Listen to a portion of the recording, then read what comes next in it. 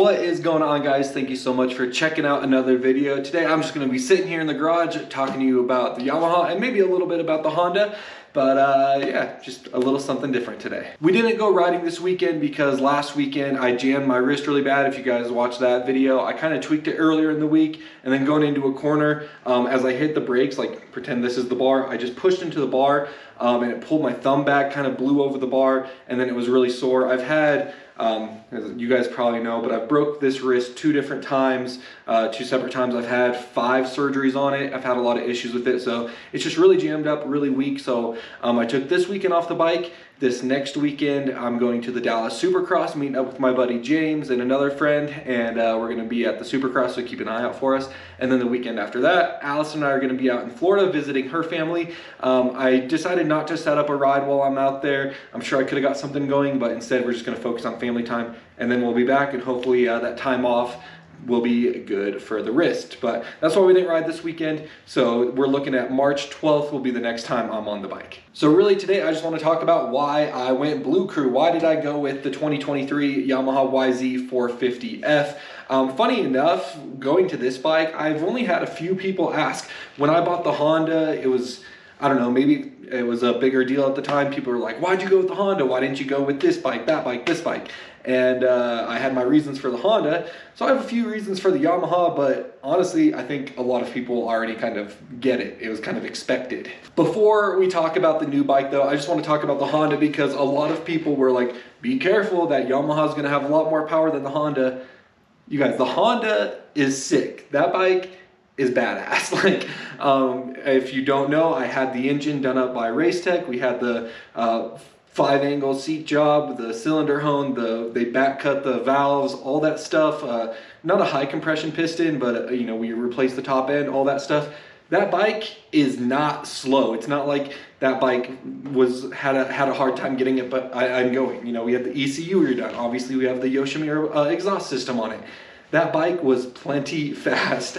It was just funny when I'm getting this bike and people are like, oh, it's going to be way more powerful than the Honda. And it's like, the Honda wasn't lacking on power. Let me just get that out in the open right away. And then of course we had the suspension done on the Honda. We had the lowering link. We had all the bells and whistles. The Honda was done up really well. Absolutely loved the Honda, but it's 2017, and now that it is actually 2023, it was time to make a change. Somewhere in mid-2022, summer of 2022, is when I started thinking like a new bike would be nice. I told Allison I'll ride the Honda through the end of the year, and then in 2023, I'll get a new model bike, being a 2024, when those start to roll out. The 2017 had been great, nothing wrong with it, but I've rode it for a while, and it was kind of, just felt like I needed to get something new. You know, it did start to have a few problems, just random things that would break, or, you know, I'd get in a crash and break, and it's like, all right, it's time to just get myself a whole new bike. And at this point in my life, I'm like making 2.5 times what I was making when I bought the Honda. So I'm in a very good financial spot, thankfully. I'm very grateful for that. And I was like, you know what? It's time to buy a bike. So once the Honda had a few different run-ins, and then they announced that the Yamaha was going to be like all new, the 2023 has like 2 or 3 of the same parts from the previous bike, I started to look into it a little bit more seriously. Really what it boiled down to was between an Austrian bike, being a KTM or a Husky. I wasn't really looking at gas, or a Yamaha, and that's just because the bike shops I go to, what they have available. So Apex has Yamaha, of course, and they also have KTM. So that was the only other bike that I was really looking at, was a KTM or a Yamaha. The Honda, fantastic. I know, of course, they have a new bike out now and everything. I could have stuck with Honda, been happy. The Suzuki's, of course, I know it's just a huge meme, and now Roxon's on one. People are starting to be cool with Suzuki again. But I didn't want to get another bike with a Kickstarter. I wanted to get something that was brand new and fresh and all new, which of course this bike is.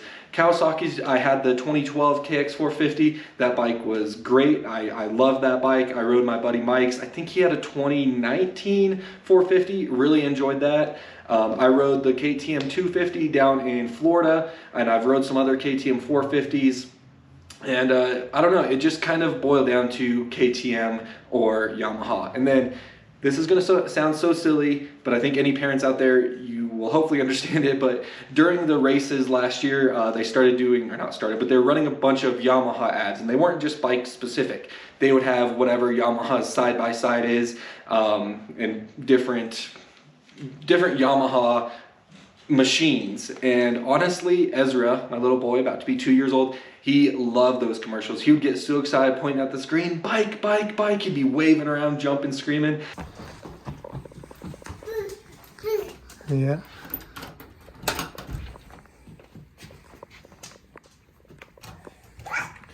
Yeah, I know. Yeah, which one do you like more? You like the new one? Yeah, it's blue, yes sir. Yamaha. And you know, part of it, I was like, I'm gonna get the bike that he thinks is cool, and maybe if they had the KTM commercials, maybe I would have ended up on a KTM, but he absolutely loved the Yamaha commercials. Of course, being a little boy, he really likes the color blue, and it was like, you know what, Yamaha has had a really good rep these past few years. I know Tony switched to Yamaha and loved it. I've rode his Yamaha, I've rode some other Yamahas. I've had some bad luck on Yamahas, but I've also really enjoyed some Yamahas, and I'm not gonna say the bad luck was because of the Yamaha, it's just how it happens that way sometimes.